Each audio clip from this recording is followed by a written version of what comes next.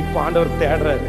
நான் உயர்த்த போறேன், நான் அங்கீகரிக்க போறேன். அடுத்த ஜெனரேஷனுக்கு இங்க இருக்கிற நிறைய பேர் தேவை. அதுக்காக தான் ஆண்டவர் இந்த உலகத்தை விட்டு வேறு பிரிச்சு உங்களை இங்க கொண்டு வந்து வச்சிருக்கிறாரு. உங்க மேல ஆண்டவருடைய அன்பு நிறைய இருக்குது. கர்த்தர் உங்களை ரொம்ப நேசிக்கிறாரு. நான் நம்புறேன் ஆண்டவர் உங்களை நேசிக்கிறதுனுடைய பெரிய அடையாளம் என்னன்னா, உங்க கூட ஆண்டவர் பேசுறது தான் ஆண்டவர் உங்களை நேசிக்கிறதுனுடைய பெரிய அடையாளம்.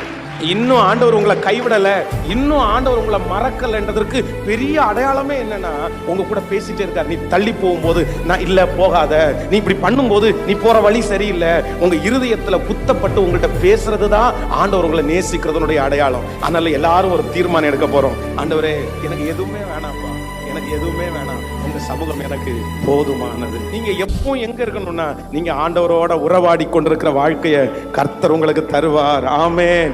அந்தரங்கத்துல பார்க்கிற உன்னுடைய பிதா உனக்கு வெளியரங்கமான பதில தருவார்.